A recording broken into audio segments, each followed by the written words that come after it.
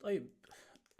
معلش، انا خدت بريك شويه من اخر ريكوردينج سيشن، فهتلاقوا الدنيا مختلفه شويه حواليا. بس انا هحاول اسجل حبه حلوين في القعده دي، فممكن تلاقوا الباك جراوند ده مستمر في عدد كبير من الفيديوز. بس برضو اعتذر عشان لو يعني صوتي بدأ يروح مع الوقت. بس يعني هو فعلا التسجيل، الموضوع طلع صعب يا جدعان. أنا كنت فاكر ان الموضوع فاهم بسيط كده وسهل مفهوش مشاكل، بس طلع متعب يعني.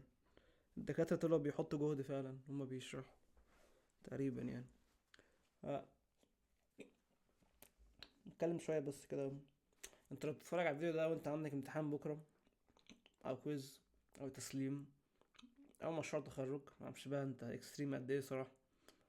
فيعني مش عارف بتعمل ايه صراحة، بس يعني انا اؤيد اللي انت بتعمله عشان انا بعمله كتير. طيب، نرجع لموضوعنا.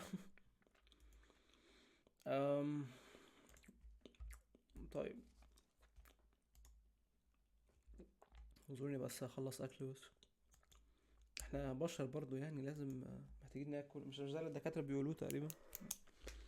احنا بنتعب برضو وبنقف على رجلينا طول المحاضرة وكده. أم... طيب، اخر مرة كنا بنتكلم عن ال cursive dimensionality. وصراحة انا مش ايه ده، ايه ده. هو بيعمل كده ليه؟ interesting. أم... طيب خلينا. انا مش فاهم ايه ده، ازاي؟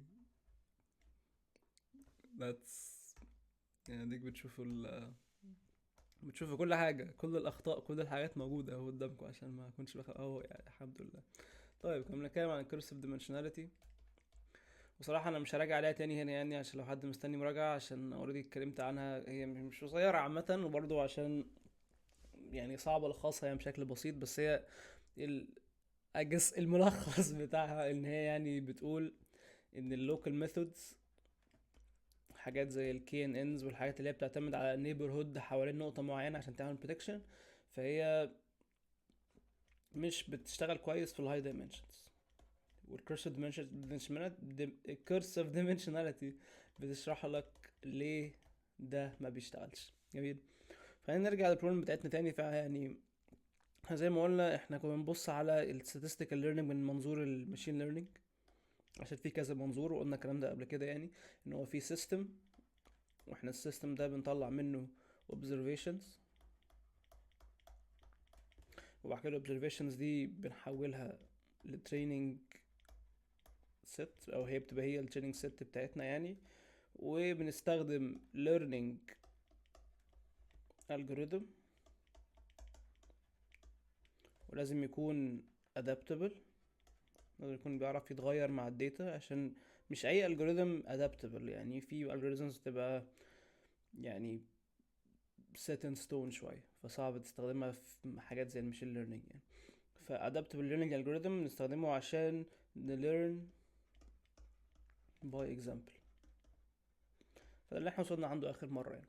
فكبس فاينل نوت كده على حتة الكريسيف ديمنشناليتي، الكي ان انز كان احد المودلز اللي احنا بصينا عليه بشكل سريع يعني. فاحنا قلنا ان هو بيدي جود estimates في كل الاحوال ما عدا اتنين conditions. الكونديشن الاولاني ان هو يكون high dimensions، وده اللي احنا شرحناه المره اللي فاتت بتاع الكرسر dimensionality. او لو في special structure،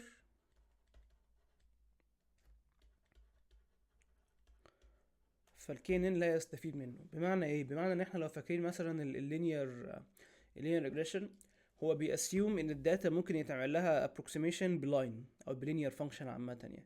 فده كده بيأسيوم سبيشال ستراكشر للداتا، وبيست على كده بيعمل بريدكشنز بيست على كده. فكينن ما عندوش الاوبشن ده يعني. انا لو عايز استخدم كينن على الداتا سيت هي اكشلي ممكن تتعمل لها approximation بلاين، هو مش هيستفيد من المعلومه دي في حاجه. فده يعتبر ديس ادفانتج الى حد ما يعني. طيب، فالبروبلم بتاعتنا لو عايزين نكتبها بشكل ماثيماتيكال شويه، فاحنا عندنا y اللي هو الترو بريدكشنز، عندنا f of x اللي هو الفانكشن اللي احنا بنعملها بريدكشن، وعندنا ايرور. فاحنا بنحاول نبريدكت الاف، وده الانبوت وده الريسبونس اللي احنا قلناها المره اللي فاتت، وده الايرور. عشان usually انت عمرك ما هتعرف تبريدكت ده 100% unless انت عايز يعني هتدخل الداتا وترين عليها وتحفظها، يعني ده اللي احنا كنا بنسميه الاوفر فيتنج. فانت تكنيكلي لو عملت اوفر فيتنج في الموديل بتاعك ممكن يجيب 100% تريننج سكور مثلا، بس كده الموضوع ده مش هيبقى مفيد قوي في الريل لايف يوسج يعني. طيب، فاحنا كنا اخر مره اتكلمنا ان الكرايتيريون او الفانكشن اللي بنستخدمها عشان نعرف الموديل ده كويس ولا وحش، او اللي هو بنسميها الكرايتيريون او اللوس فانكشن whatever يعني، او بنسميها برضو كوست فانكشن وكذا اسم تاني بس كلهم تحت نفس المعنى يعني. كنا بنستخدم الريزيدوال سم اوف سكويرز او المين سكويرد ايرور اللي هم نفس الحاجه يعني. فاللي هو كان بيقول ان هو السميشن بتاع y minus y hat squared. طبعا يعني هو انا بما اني كاتبها من غير ايز يعني مش كاتب اللي هو الاي اللي تحت دي، فانا المفروض اشيل السميشن يعني I guess عشان يبقى الموضوع يعني makes more sense يعني. ليه؟ عشان دلوقتي هنعمل نطرح matrices directly يعني، ف does it make sense احط summation هنا يعني. الطريقه التانية انا كنت هكتب السميشن واحط يعني اللي هو كده واحط اي لحد ان وبعد كده هنا اي وهنا اي وكده يعني، فمش تفرق يعني. بس لو المفروض انتوا already فهمتوا ايه الفانكشن دي يعني وايه المعنى بتاعها، فالمفروض ما فيهوش مشاكل يعني. طيب، لو عايزين نبص تاني على المشكلة دي، البروبلم دي actually very difficult. ليه؟ عشان لو انا مثلا عملت let's say اخترعت بروبلم دلوقتي جواها نقط عاملة كده، ماشي. لو انا البروبلم بتاعتي هي جاست ان انا اعمل لاين يعدي بالنقط دي، يعني لو دي التريننج بوينتس بتاعتي وانا عايز اجيب موديل يبريدكت الحاجات اللي في النص، فتكنيكلي هو في infinite number of models. بمعنى ايه؟ انا ممكن اعمل لاين شكله عامل كده، وممكن اعمل فانكشن تانية شكلها عامل كده،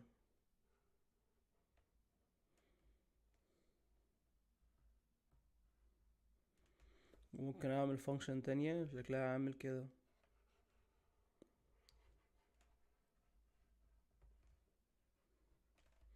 كل الفانكشنز دي المين سكويرد ايرور بتاعها بصفر كلهم. ليه؟ عشان كلهم بيعدوا بالنقط، كلهم الديفرنس ما بين البوينت على اللاين والنقطه اللي هي الترو بوينت صفر.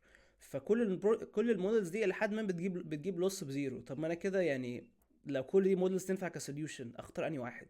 هو ده السؤال.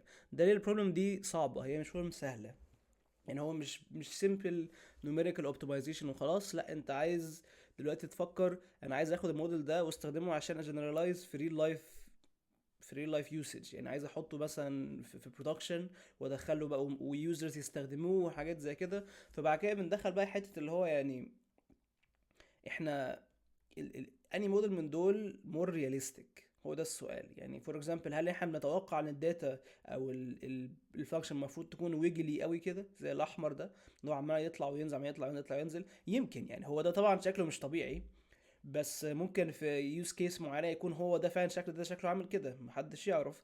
هل ممكن يكون برضه حاجه شبه الستيب فانكشن دي اللي هو just vertical lines و horizontal lines؟ ممكن ده يبقى هو فعلا الفانكشن اللي بتحدده احسن. بس in general احنا كماشين ليرنينج انجينيرز او كداتا ساينتست يعني بنبريفير السموثنس بتاع الفانكشن. يعني اظن انا اتكلمت في الموضوع ده قبل كده يعني، او هنتكلم فيه كمان شويه. ان هو السموثنس بتاع الفانكشن في لوكال اريا ده جنرالي حاجه احنا بنحاول نتارجتها. يعني احنا على طول عايزين مثلا عند النقطه دي يبقى الاريا اللي حوالين النقطه دي يبقى الفانكشن الى حد ما سموث فيها ما فيهاش تغيرات يعني sudden. يعني الستيب فانكشن مثلا هي اسوأ كيس. ليه؟ عشان مثلا هنا يعني عند الحته دي او عند الحته دي او عند الحته كل دي sudden changes، اللي هو مثلا انا كنت مثلا الفاليو بتاعتي 5 مره واحده كده بقت 2 مره واحده just instant. يعني ده المفروض يبقى vertical line، انا مش اسمه perfect يعني، بس انتوا فاهمين الفكره يعني. فاحنا كماشين ليرنينج انجينيرز بنبريفير او بنحب السموثنس حوالين اللوكال اريا، عشان ده جنرالي بيديك فانكشنز بتجنرالايز كويس في الحقيقه يعني. ف